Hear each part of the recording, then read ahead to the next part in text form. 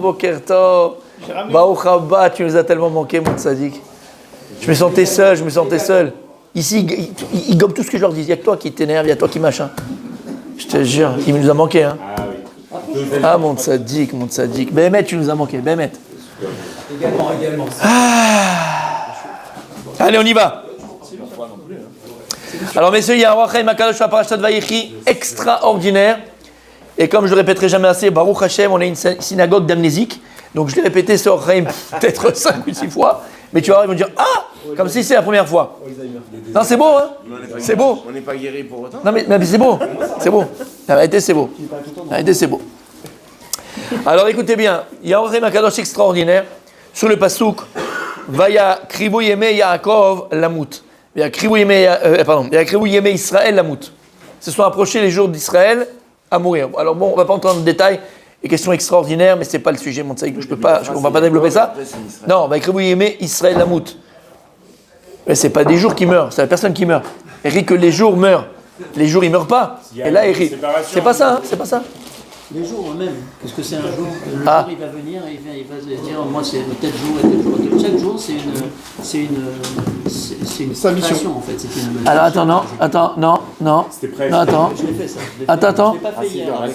Attends, on va voir. Non, il y a ça après, il fait parle. Non, moi j'ai la question, alors le Chaim sur ça, le Chaim il nous dit, il pose la question. Pourquoi Chaque jour il va voir Hachem, il lui dit, il a fait, Emet. Mais au début, tu as fait le début? Bon, alors je vais te dire. Ok. Au début, alors il pose la question. Il dit pourquoi est-ce que les générations d'avant, donc Adam Rishon, Metouchelach, Adam Rishon, Metouchelach, puis après, d'accord, ils vivaient 1000 ans. Comment c'est possible? 1000 ans, 900 ans, 800 ans. Et aujourd'hui, Imbigvoch, Monim Shana, avec un peu de force, c'est 80 ans, et si Dieu, 120 ans. D'accord? Pourquoi est-ce que le temps a changé? On voit dans la Torah qu'Adam Arishon, il a vécu 1000 et quelques années, 930 ans. Un, il a vécu 950 ans. L'autre, il a vécu Metouchelach, Noach. Il vivait très longtemps. Et on voit que léat, de génération en génération, les années ont réduit et ont diminué. Et il pose la question, le Chaim Akadosh, Lama. Pourquoi Dieu a décidé? Lama Kachadia. Pourquoi c'est comme ça? Lama. Et il répond. Avant de répondre ce que tu réponds, c'est après qu'il répond ça. Ce que tu as dit, bien fait mort. Au début, il répond. Et il donne un machal. Il dit à quoi ça ressemble? Un melech.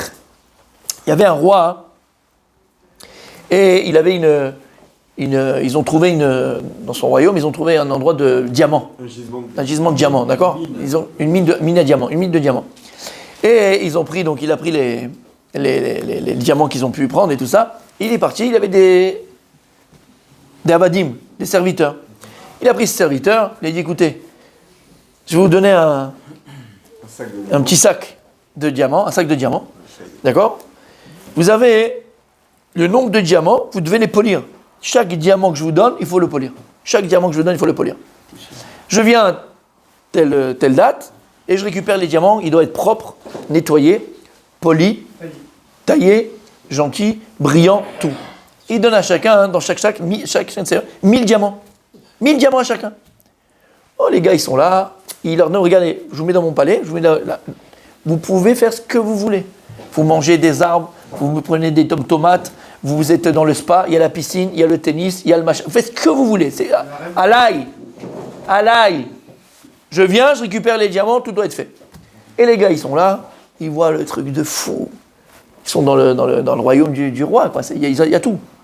Il y a des vergers, il y a des prairies, il y a des chevaux, il y a des poneys. Pour certains qui ont besoin de poneys ici. Un cheval, c'est trop haut. D'accord? Il y a tout ce que tu veux. Il y a des étangs. Il y a des étangs, il y a des mers, des piscines, il y a des spas, il y a des tennis, il y a ce que tu veux. Bon, là, je rajoute un petit peu, d'accord? Je le fais à la tunisienne, parce qu'il était marocain, le roi Chaim Akadosh. Moi, je le fais à la tunisienne, avec tout le respect que je... D'accord? Et donc, il explique comme ça. Et donc, le roi, il arrive après, et les gars, qu'est-ce qu'ils font? Ils disent, mais on va kiffer! Regarde-moi ce qu'on a ici, on va kiffer! On a le temps! Tu vois pas, 1000, machin, tu vois pas. Bref, quelques jours avant, les gars, ils se rendent compte qu'il faut y aller, là, on n'a rien fait, le roi, il va arriver. Après, il commence à À polir quelques-unes, tu vois, ils en font une trentaine, cinquantaine, centaine. Mais il y avait 1000 dans le sac. Une centaine. Le roi, il arrive, il dit alors mes amis, donnez-moi les pierres précieuses. Ils ont honte, ils sont une bouchée entière. Ils ont honte. Et ils ramènent, ils voient, ils ont fait même pas 500, même pas la moitié, quoi. Je dis mais vous rigolez ou quoi? Je vous ai tout donné. Vous étiez dans le meilleur cadre possible. Pour travailler. Ça me faisait plaisir de vous faire plaisir. Et vous ne me donnez pas ce que je vous ai demandé. Il a dit ok, j'ai compris. Qu'est-ce qu'il fait? Il les dégage. Il apprend leurs enfants. Il y a leurs enfants qui arrivent. Il dit écoutez, vos parents, ils n'ont pas été droits avec moi. J'ai un gisement de pierres précieuses. Vous donnez, il faut les polir. Le roi, qu'est-ce qu'il a dit? Il s'est dit 1000, c'était peut-être trop. Regarde ce qu'ils ont fait avec, ça ne servait à rien. Il leur donne à eux 500. Regarde, ils avaient 500 chacun, ils donnent dans le même cadre, magnifique, extraordinaire. Ils disent pareil, on a le temps, qu'est-ce que ça fait? Regarde-moi ça, chire, le soleil, le machin, le truc, la musique, noix de coco. Et on fait un kiff. Juste avant d'arriver, à la fin, ils se rendent compte qu'il va falloir rendre les pierres précieuses. Ouais, ils font ce qu'ils font, machin, 200, 250, 200, presque la moitié. Il revient, il dit alors les pierres. Ils donnent ce qu'ils ont honte. Il dit, mais vous, ça n'a pas marché. 500, je vous donne 500. Vos pères, il y en avait 1000. Vous, 500, vous ne pouvez pas le faire. Vous me donnez 200, 250. Leur enfant à eux, ses serviteurs, pareil, il revient. Il dit, peut-être qu'ils vont réussir. Mais il dit, regarde, j'ai les 500, à quoi ça sert? Alors je vais leur donner 200. Allez, 200, 150, 200, on va voir si peut-être ils vont s'en sortir. Il est dans le même cadre, magnifique, extraordinaire. Et rebelote. À la fin du temps, ils arrivent, ils voient qu'ils n'ont pas fait les pierres précieuses, ils commencent à faire, ils leur donnent 70, 80. Un petit peu comme ça, même pas la moitié. Le roi, il arrive, encore une fois, il me disait que 200, 150, 200, mais vous ne pouvez pas faire ce que je vous ai dit. Vos pères, vos grands-pères, ils n'ont pas réussi. Votre père, vos grands-pères n'ont pas réussi. Même vous, ne réussissez pas. Et dit Akadosh Baruch Hu, c'est pareil. Akadosh Baruch Hu, il a donné à Adam Arishon. Le monde a été créé pour toi. Le monde a été créé pour l'homme. C'est-à-dire quoi que le monde a été créé pour l'homme? Tout ce que tu vois, et la magnificence de ce monde, ça dit, quand le soleil il brille, Akadosh Baruch Hu, il a pensé, même avant Maaseh Bereshit, il a dit comment est-ce que mon fils, comment est-ce que ma fille, elle va pouvoir profiter de ce monde. Dieu il aurait pu créer un monde sans soleil, sans un abichlal. Sans couleur. Il y a des animaux qui ne voient pas les couleurs. Je crois les vaches, elles voient rouge. Les voient rouges. Non, mais tous les animaux, les chiens, ils voient noir et blanc. Chaque animal, il ne voit pas de la même manière. On voit toutes les couleurs. Et sûrement qu'on n'en voit pas d'autres. Parce qu'après 120 ans, il y en a encore d'autres. On voit en 3D, on voit des choses extraordinaires. Akadosh Baruch Hu, il a créé le monde comme ça. Akadosh Baruch Hu nous a mis dans un monde pour qu'on le profite. Maintenant, pour qu'on en profite, c'est comme quand tu achètes une voiture, tu achètes un avion, tu achètes un hélicoptère, tu achètes un micro-ondes, d'accord? Tu as la notice. Alors Akadosh Baruch Hu, qu'est-ce qu'il a fait? Il tenait la notice de ce monde. À quoi sert la notice d'un objet que tu achètes? À quoi elle sert? Comment l'utiliser? Bien connaître. Optimiser. Qui a dit ça? Il a fait mon Francky. Pour optimiser son utilisation. Akadosh Baruch Hu, il t'a créé un monde qui n'est pas un micro-ondes, qui n'est pas un avion, qui est le Gan Eden. C'est le Gan Eden, ce monde-là. Comment il dit le Rav comment il dit le Rav Non, de Mir. Le Rav Levi-Stein de Mir. Il disait un juif, il doit ressentir son Olam Haba bar Olam Hazeh. Et quelqu'un qui ressent son Olam Haba bar Olam Hazeh, Siman Shuben Olam Haba. Tu dois ressentir, sûrement, mais c'est des cousins, c'est des frères. Et donc, en fait, c'est ça. Tu dois ressentir ton Olam Haba bar Olam Hazeh. Si tu ressens ton Olam Haba bar Olam Hazeh, Siman que tu es Ben Olam Haba. C'est-à-dire que Vadaï, tu as une part au monde futur. Donc, le monde que Dieu t'a donné, c'est un monde qui est parfait. Nous, on l'abîme. Nous, on fait des nœuds. Nous, on crée des nœuds. Mais Kadosh Baruch Hu, le monde qu'il t'a créé, c'est un monde parfait. Maintenant, il t'a dit, Kadosh Baruch Hu, il t'a mis dans un monde. Il a dit à Kadosh Baruch Hu, j'ai donné à Adam Rishon et tous ses enfants 1000 ans. Pourquoi? Pour me servir. Pour se réaliser, pour faire des choses extraordinaires. Et quand tu viens et tu fais les comptes, qu'est-ce qu'ils ont fait de ces 1000 années? Tu n'as jamais pensé, je ne sais pas, peut-être vous, mais en tout cas, tu as pensé une fois, avant ils vivaient 1000 ans. Tu te dis, purée, tu te rends compte si je vivais 1000 ans? Mais la première chose, moi, dans ma tête qui vient quand je dis, tu te rends compte si j'aurais vécu 1000 ans, combien de coupes du monde j'aurais pu voir? Combien de coupes du monde je vais voir? Quand j'étais petit, je te promets, je pensais comme ça. BMF, c'est vrai. Je te promets que c'est vrai, ouais. Mais c'était sur les coupes du monde, je ne sais pas pourquoi. Je me dis, tu te rends compte, on vit 1000 ans, tu as 1000 ans de Coupe du Monde. Combien de Coupes du Monde? Combien de Platini, combien de Zidane, combien de Romario, combien de Bebeto? C'est notre. Et à Milan, d'accord? Mais qu'est-ce que tu penserais, toi, des 1000 ans que tu aurais? Combien de voyages? Combien de Dubaï? Combien de plaisirs corporels? Combien de. Et on y va, et on s'arrête, et on continue. D'accord? Il dit à Kadosh Baruch Hu, j'ai donné 1000 ans à l'homme, mais qu'est-ce qu'il en a fait? Sur ces 1000 ans, combien de temps il a BMF vécu? Et c'est quoi vécu? C'est quoi vivre? Qu'est-ce que tu fais de tes journées? Quand tu as dit chaque yom, chaque jour c'est un jour nouveau. Chaque jour la Neshama, on a fait le cours mercredi. Chaque jour, chaque soir mon tzaddik, la Neshama, elle doit monter là-haut. Elle doit monter là-haut. Donc qu'est-ce qui permet de faire l'ascenseur pour qu'elle monte là-haut? C'est quand tu fais le Kriyat Shema Shalamita. Quand tu fais Kriyat Shema Shalamita et tu dis Ana Bechoach, d'accord? Il y a 7 psukim avec 6 mots. 6 fois 7, ça fait 42. C'est le Shem Membet. Il y a le nom de Dieu qui est 42. Et ce nom 42 de Dieu, c'est celui qui permet de faire monter tout à sa source. Comme ça, Dieu avec ça, il a créé le monde dans Bereshit, Shem Membet. On apprend ça, hein, Parashat Nasso. Pas Nasso. Parashat. Comment il s'appelle? Non. Et les Massot, Mas'eh. Parashat Mas'eh, 42. Il y a 42 étapes d'Israël dans le désert. C'est le Shem Membet qui leur a permis de quoi? De monter en Eretz Israël. Et ainsi de suite. Donc quand tu es maintenant, chaque jour qui passe, tu dois remplir ta journée. Remplir ta journée de choses qui sont constructives, de choses vraies, qui soient pleines. Comment? Non, bah, au contraire. Non, tu vas comprendre. Donc quoi, hein, comment tu fais monter ta Neshama? Comment elle monte? Elle donne des comptes tous les jours avec le Shem Membet. Maintenant, un Kadosh Baruch Hu, il t'a donné un cadeau, ça s'appelle la vie. Kadosh Baruch Hu, il t'a donné un cadeau, ça s'appelle la vie. La vie, elle n'a pas de prix. La vie, elle n'a pas de... Il n'y a pas plus grand que la vie. Lama. Lo ametim yalleluya. Velo kol yordeduma. V'anachnu nevarechia me'ata ve'ad alléluia. Et dit David Amelech, les morts, ils ne peuvent pas te louer. Même ceux qui sont chez Douma. Douma, c'est qui? Le ministre des âmes. C'est en Russie, Douma, la Douma on appelle ça. Mais c'est pareil, d'accord? C'est quoi? C'est l'ange qui est préposé aux âmes. Les âmes qui ne savent pas encore si elles doivent aller, partir, machin, elles ont un problème technique avec là-haut. Alors elles errent dans le monde. D'abord, elles sont données à Douma. Bref, l'homme échané, c'est un ange, d'accord? Et il dit David Amelech, ni les morts, ni les âmes qui sont entre les deux mondes ne peuvent te louer.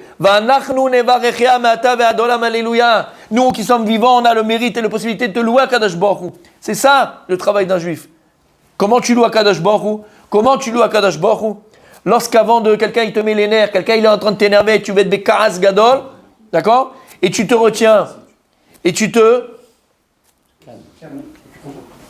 non, il n'y a pas retiens, tu te contiens. Tu ne t'énerves pas, c'est louer Dieu. Lorsque tu vas ouvrir la porte à une personne, une vieille personne qui va rentrer dans un endroit et il a du mal, et tu ouvres la porte à un Yehudi. Le méchant ici, même il est âgé ou pas âgé. Et il est avec des courses et tu l'ouvres la porte, tu lui tiens la porte. Tu loues à Kadosh Baruch Hu. À chaque fois que tu fais des choses constructives, des choses qui sont vraies, tu loues à Kadosh Baruch Hu. C'est ça la louange de Dieu. Mais ça, tu peux le faire. Dis-moi si tu es vivant. La reine, le Gaon de Vina, il pleurait quand il a quitté ce monde-là. Le Gaon de Vina, il a pleuré quand. Il a c'est tzitzit.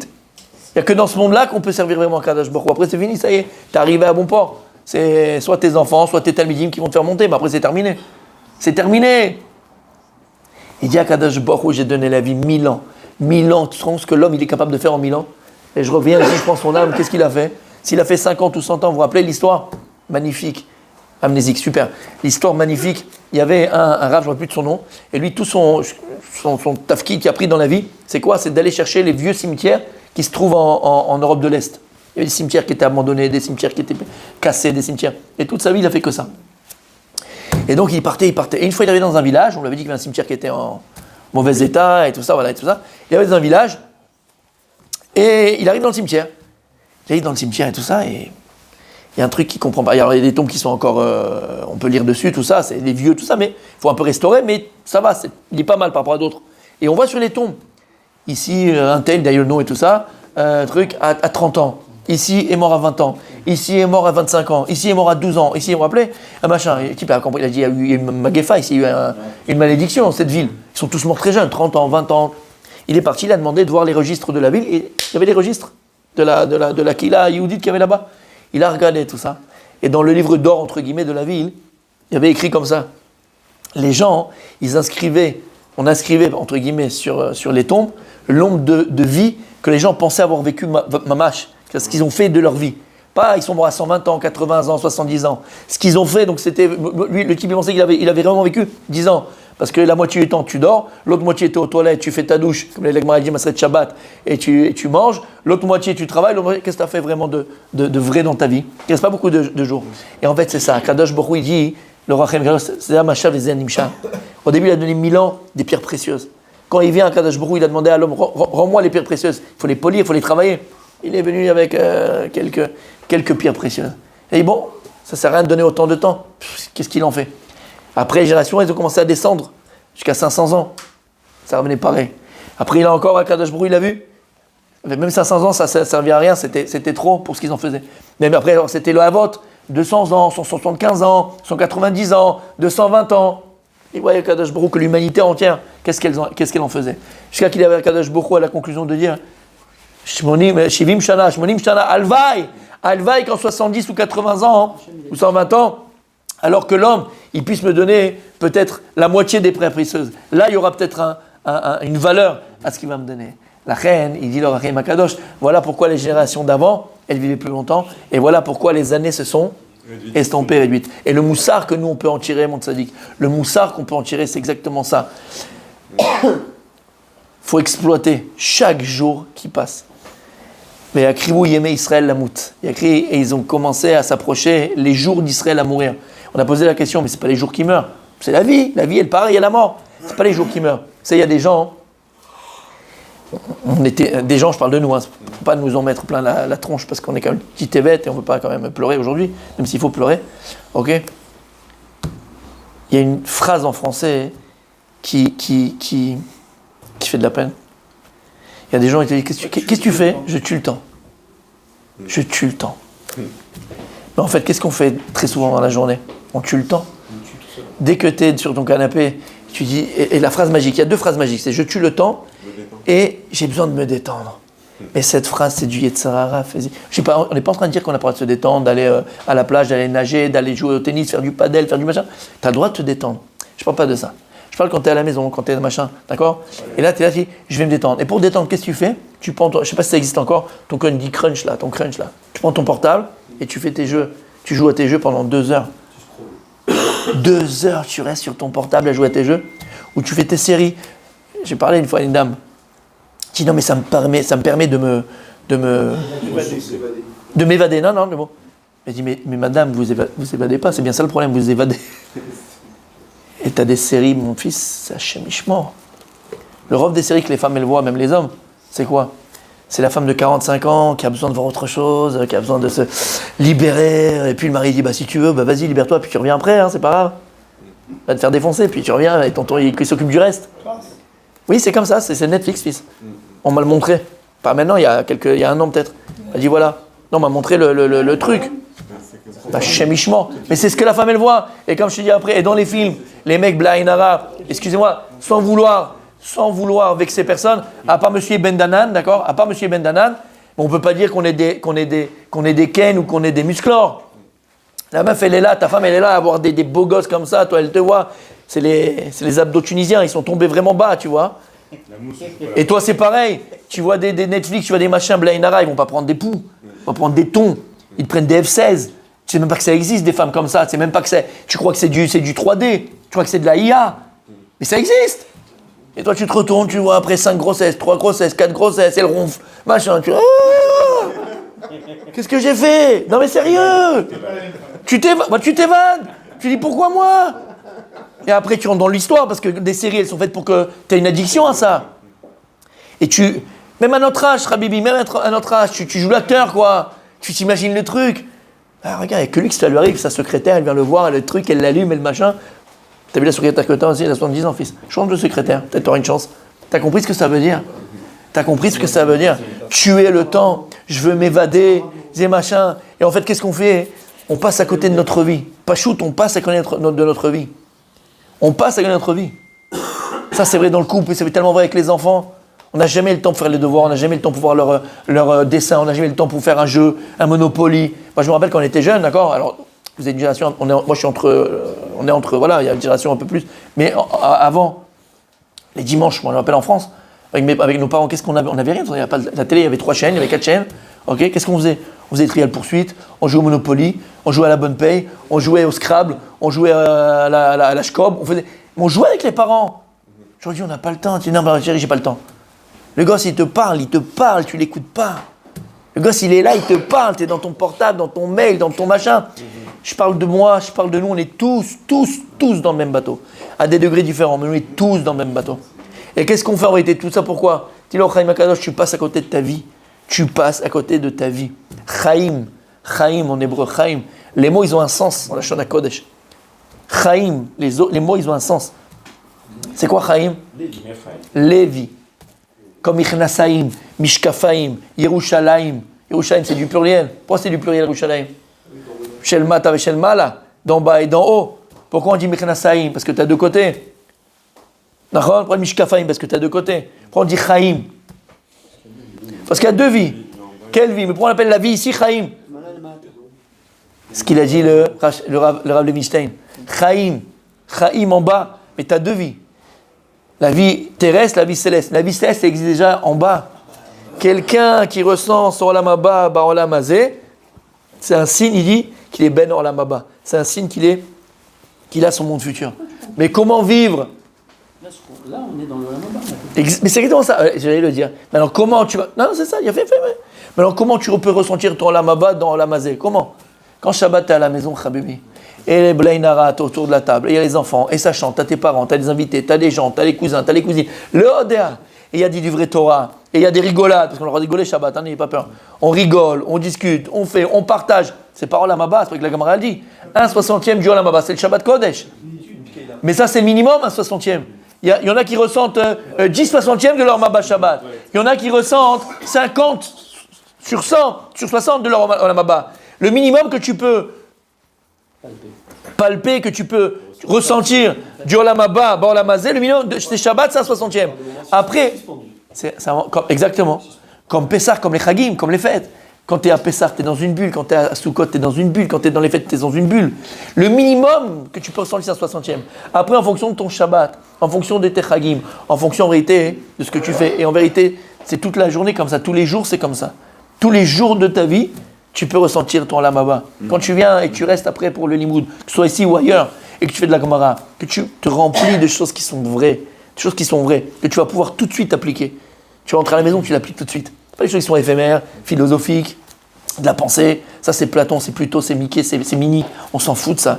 Le juif, il n'est pas dans la pensée simplement. Il est dans le fait de vivre ce qu'il pense. Et quand tu vas appliquer ça, tu vas l'appliquer dans ta vie de tous les jours. Mais ta vie, elle change, Rabbi.